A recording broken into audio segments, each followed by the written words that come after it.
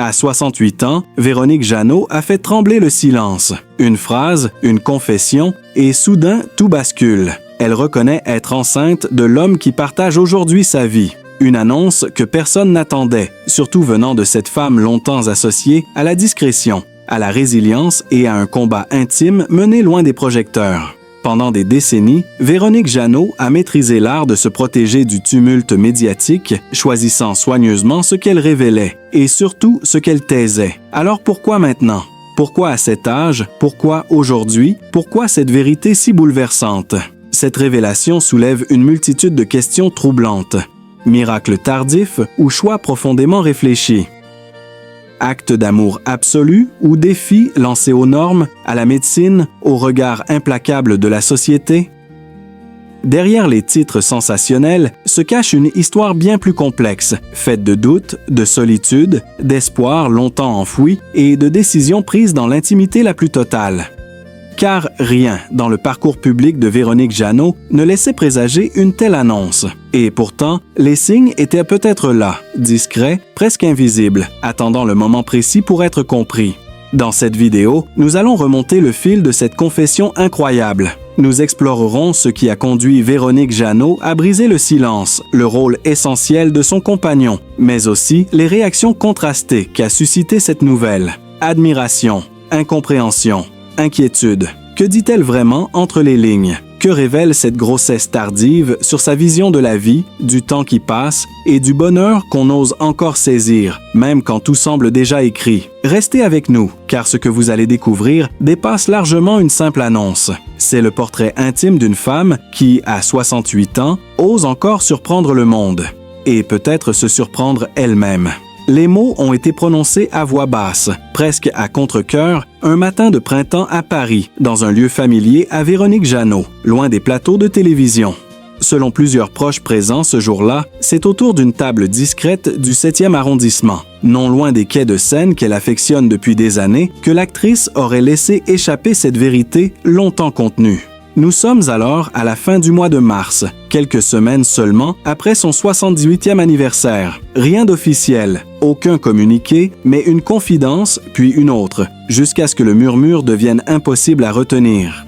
Depuis quelque temps déjà, certains détails intriguaient son entourage. Lors de ses rares apparitions publiques, notamment lors d'un événement caritatif à Lyon à l'automne précédent, Véronique Jeannot semblait plus réservée, plus attentive à son corps. Elle refusait certains déplacements, écourtait les soirées, évitait les bains de foule.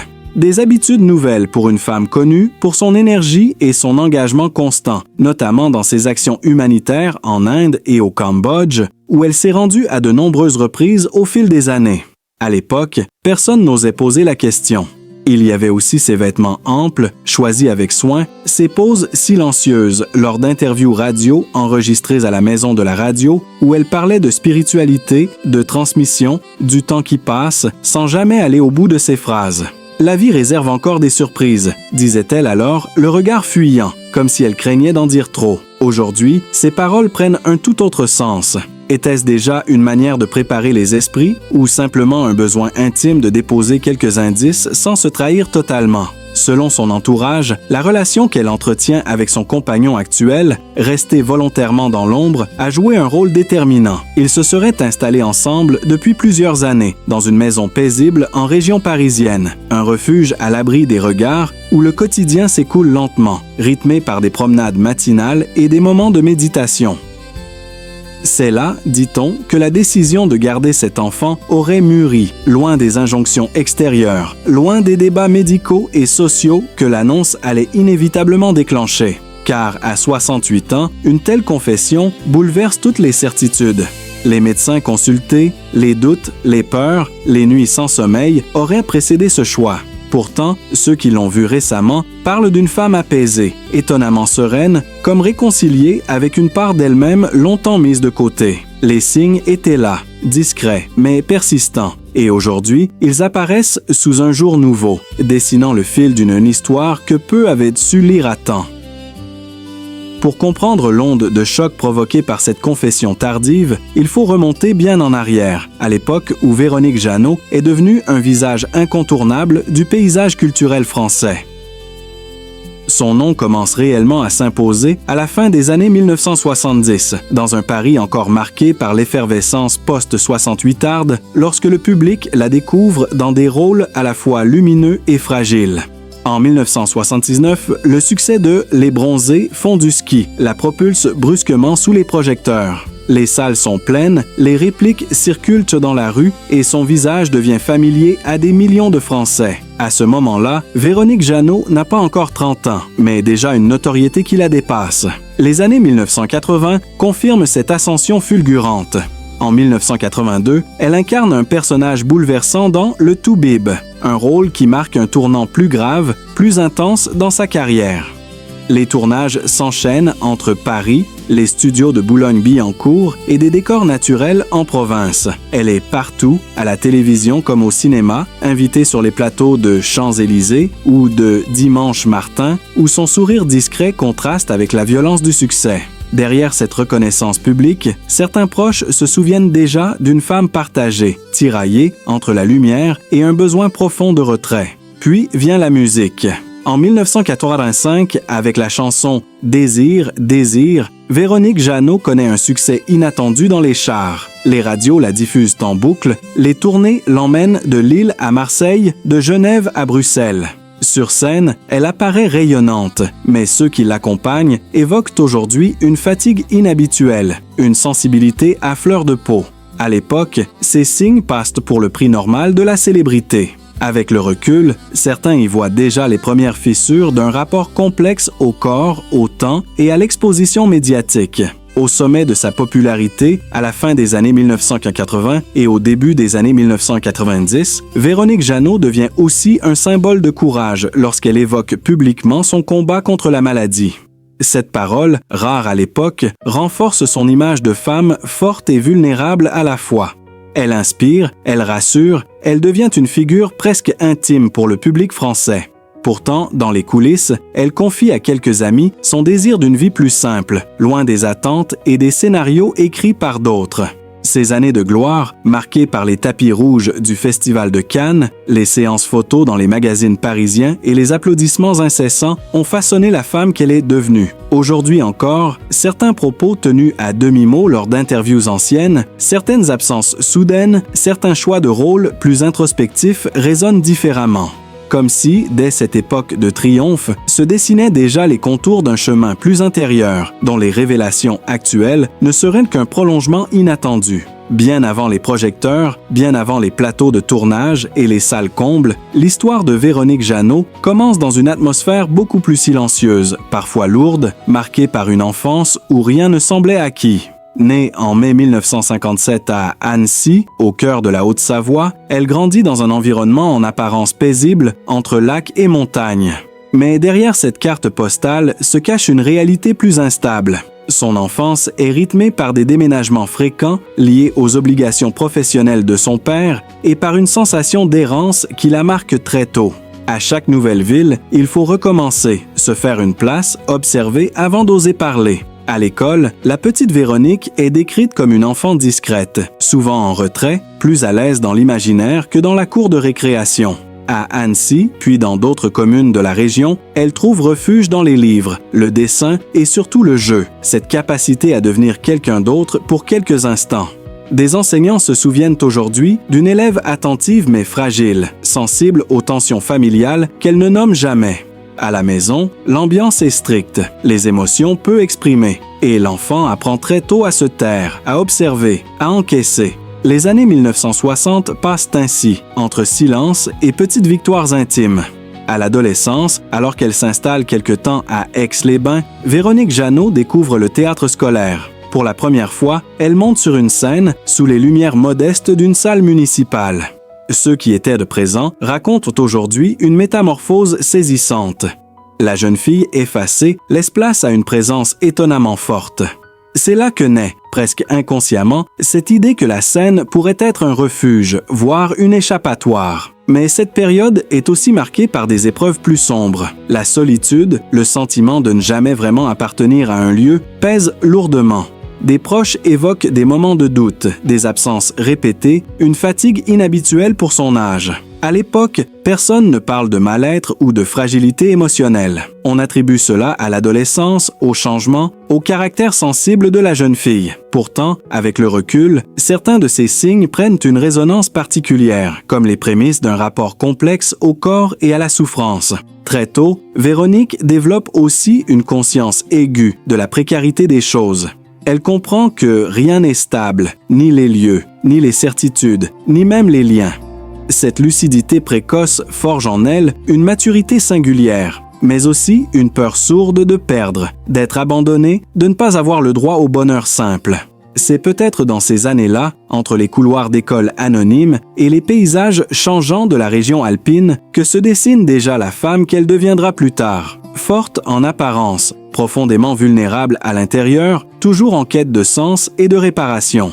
Dans le prolongement de cette enfance instable et de cette jeunesse marquée par le silence, la vie personnelle de Véronique Jeannot s'est construite à l'écart des schémas traditionnels, souvent à contre-courant de ce que le public imaginait. Ses parents, figures centrales mais complexes, ont longtemps occupé une place déterminante dans son équilibre intérieur. Son père, souvent absent pour des raisons professionnelles, incarnait une autorité distante, tandis que sa mère, plus présente, transmettait une forme de pudeur émotionnelle qui a profondément marqué sa manière d'aimer et de se livrer.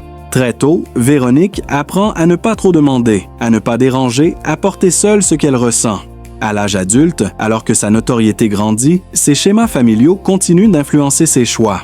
Dans les années 1980 et 1990, elle évoque rarement sa vie sentimentale, même lorsque les magazines tentent d'en percer le mystère. Elle préfère parler de travail, d'engagement humanitaire, de spiritualité. Ceux qui l'ont côtoyée à cette époque racontent une femme entourée, mais farouchement indépendante, installée successivement à Paris puis en région parisienne, cherchant toujours des lieux calmes, propices à l'introspection. Derrière cette réserve, certains proches perçoivent pourtant un désir profond de foyer, de lien durable, qu'elle n'ose pas toujours formuler. La question des enfants a longtemps été abordée par Véronique Jeannot avec délicatesse. À plusieurs reprises, lors d'interviews, au début des années 2000, elle confie que la maternité biologique ne s'est pas présentée comme elle l'avait imaginé, mais que la notion de transmission restait essentielle pour elle. C'est dans ce contexte qu'elle s'investit de plus en plus dans des actions humanitaires, notamment en Asie, où elle séjourne régulièrement, parfois plusieurs semaines par an.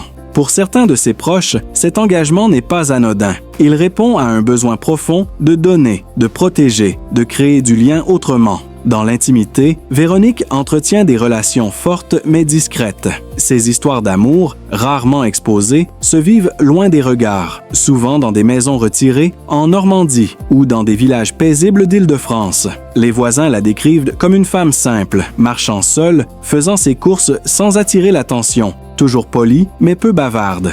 Ces dernières années, son compagnon actuel serait devenu un pilier essentiel, partageant avec elle un quotidien rythmé par le calme, la méditation et une certaine philosophie de vie tournée vers l'acceptation. Avec le recul, certains détails prennent aujourd'hui une résonance nouvelle. Des phrases prononcées autrefois sur le désir de renaissance, sur l'amour qui arrive quand on ne l'attend plus, sur la possibilité d'une seconde vie après les épreuves. Autant de mots qui, à l'époque, semblaient abstraits ou spirituels, mais qui résonnent différemment à la lumière des révélations récentes. Comme si, au fil des années, Véronique Jeannot avait patiemment préparé le terrain d'une vie personnelle construite en marge, fidèle à ses blessures, mais aussi à ses espoirs les plus secrets. Dans ce cheminement intime, déjà longuement éprouvé, la question de la santé de Véronique Jeannot occupe aujourd'hui une place centrale, presque silencieuse, mais omniprésente.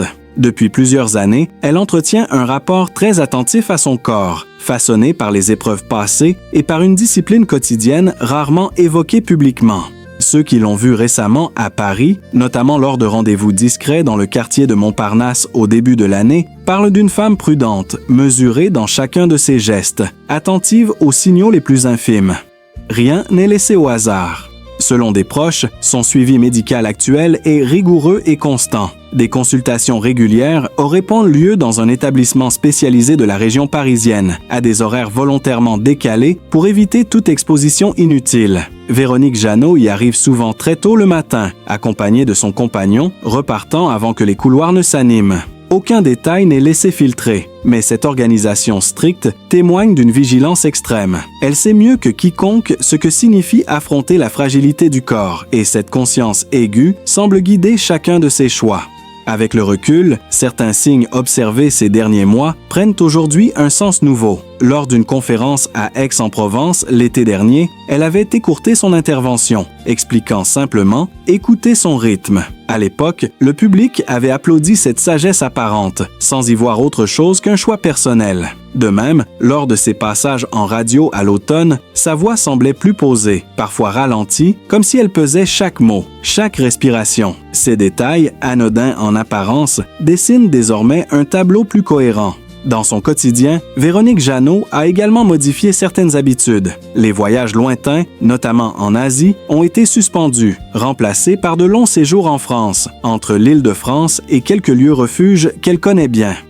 Les promenades sont plus courtes, souvent matinales, suivies de longues périodes de repos. Elle privilégie une alimentation stricte, des horaires réguliers et s'accorde des moments de solitude absolue décrits par son entourage comme essentiels à son équilibre.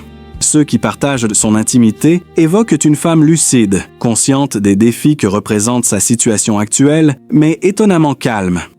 Il n'est pas question de bravade ni de déni. Au contraire, elle avancerait avec une forme de gravité douce, acceptant chaque étape, chaque examen, chaque attente. Certaines phrases prononcées dans le passé sur « le corps comme messager » ou « la patience comme forme d'amour » résonnent aujourd'hui avec une intensité particulière. Sans jamais se livrer directement, Véronique Jeannot semble avoir trouvé dans cette vigilance extrême une manière de reprendre la maîtrise de son histoire. Sa santé, longtemps mise à l'épreuve, devient aujourd'hui le centre d'une attention constante, presque sacrée. Et derrière cette retenue, derrière ces silences soigneusement entretenus, se devine une détermination profonde, nourrie par l'expérience, la prudence et une volonté farouche de protéger ce qui est en train de se jouer, loin du bruit et des jugements. Dans la continuité de cette attention extrême portée à son corps, la vie quotidienne de Véronique Jeannot s'organise désormais selon un rythme lent, presque ritualisé, loin de l'agitation qui a longtemps entouré son nom. Ses journées commencent très tôt, souvent avant l'aube, dans la maison paisible où elle réside aujourd'hui en Île-de-France, à l'écart des axes fréquentés. Les voisins évoquent des lumières allumées dès 6 heures du matin, une silhouette immobile près d'une fenêtre, comme si ce moment suspendu était devenu essentiel pour se recentrer avant que le monde ne s'éveille. Elle privilégie des gestes simples, répétés, presque méditatifs. Une courte promenade dans les rues encore vides, parfois le long d'un parc discret, un thermos à la main, toujours accompagné de son compagnon, ou marchant seul, capuche relevée. Ces sorties matinales ont remplacé les longues journées de tournage et les déplacements incessants. Ceux qui l'ont croisée ces derniers mois parlent d'une femme attentive à son environnement, saluant poliment mais évitant les échanges prolongés, comme si chaque parcelle d'énergie devait être préservée. Ces après-midi sont consacrés à des activités choisies avec soin. Lecture, écriture personnelle, écoute de musique, souvent dans un silence presque total. Elle se rend parfois à Paris, mais toujours de manière brève et ciblée, pour des rendez-vous précis dans le 6e ou le 14e arrondissement, jamais aux heures de pointe. Les cafés qu'elle fréquente sont toujours les mêmes, discrets, où elle s'installe à l'écart, dos à la salle.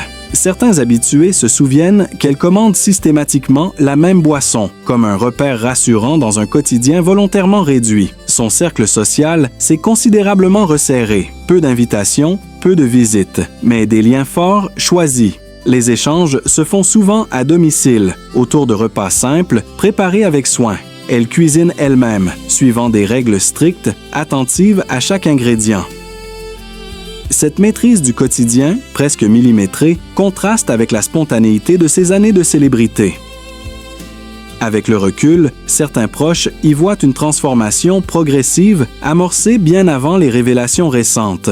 Des signes, justement, avaient été perçus sans être compris. Dès 2022, elle avait décliné plusieurs projets artistiques, parlant d'un besoin de se recentrer. Elle avait aussi réduit ses apparitions publiques, préférant des engagements ponctuels, souvent liés à des causes qui lui tiennent à cœur. À l'époque, ces choix avaient été interprétés comme une forme de retrait spirituel. Aujourd'hui, ils apparaissent comme les étapes d'une réorganisation profonde de sa vie. Les soirées sont calmes, presque immuables. Peu de télévision, pas de réseaux sociaux. Elle privilégie les échanges à voix basse, les moments de silence partagés. Certains proches racontent qu'elle note régulièrement ses pensées dans un carnet, un geste ancien qu'elle aurait repris avec plus d'assiduité ces derniers temps, comme si écrire permettait de fixer ce qui ne peut être dit ailleurs. Dans cette existence épurée, chaque détail semble compter. Rien n'est laissé au hasard, ni les lieux, ni les horaires, ni les personnes. Véronique Jeannot avance ainsi, jour après jour, dans une vie volontairement réduite à l'essentiel, où le temps n'est plus une contrainte mais une matière précieuse, à modeler avec prudence et intention. Dans la prolongation de cette existence recentrée et presque monastique, la vie de Véronique Jeannot continue de se déployer dans une discrétion méthodique, où chaque déplacement, chaque rendez-vous semble répondre à une logique intérieure précise. Depuis le début de l'année, elle partage son temps entre l'Île-de-France et quelques séjours plus courts dans le sud-est, notamment dans les environs d'Aix-en-Provence, une région qu'elle connaît depuis longtemps et où elle dit se sentir protégée par la lumière et le rythme plus lent. Elle s'y installe souvent hors saison, loin des foules, dans des lieux modestes, presque anonymes, privilégiant les chemins de traverse et les marchés matinaux. Ces dernières semaines, plusieurs témoins évoquent une présence régulière dans un petit centre culturel associatif où elle assiste discrètement à des conférences ou à des projections sans jamais prendre la parole. Toujours assise au fond de la salle, elle arrive avant les autres et repart avant les applaudissements. Ce rapport effacé au monde extérieur tranche avec l'image publique qu'elle a longtemps incarnée. Pourtant, ceux qui l'observent attentivement notent une forme de concentration nouvelle, comme si elle puisait dans ces moments silencieux une énergie essentielle. Son rapport au temps a profondément changé. Les journées ne sont plus découpées en obligations, mais en respiration. Elle accorde une importance particulière aux heures creuses, au moment où la ville se vide.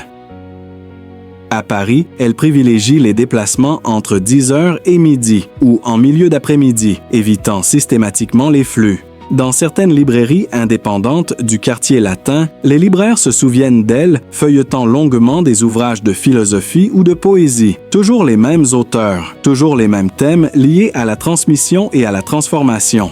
Des signes de cette vie ralentie avaient déjà émergé bien avant que l'on comprenne leur véritable portée. Dès 2020, elle avait vendu ou quitté certains logements, réduisant volontairement son espace de vie. Elle parlait alors de se délester, sans plus d'explication. Ses proches racontent aujourd'hui que ce besoin de simplification était déjà un moyen de préparer un changement plus profond, de créer un environnement compatible avec une étape de vie qu'elle n'osait pas encore nommer. Dans l'intimité, son quotidien est rythmé par des rituels immuables. Des appels téléphoniques courts, toujours aux mêmes personnes, à des heures fixes, des moments de repos strictement respectés, une attention presque cérémonielle portée au début et fin de journée. Elle écoute beaucoup la radio, surtout les émissions culturelles diffusées en fin de soirée, qu'elle dit préférer à la télévision, trop intrusive. Cette manière d'habiter le monde, en marge mais jamais totalement coupée, témoigne d'un équilibre fragile mais assumé. Les personnes qui la croisent régulièrement évoquent aussi une évolution subtile de son attitude. Sans jamais se confier directement, elle semble plus présente, plus ancrée, comme si chaque instant comptait davantage. Des sourires échangés, des regards prolongés, une douceur inhabituelle dans des gestes pourtant mesurés. Autant de détails qui, aujourd'hui, prennent un relief particulier et laissent entrevoir une vie intérieure en pleine mutation, façonnée par l'attente, la vigilance et une profonde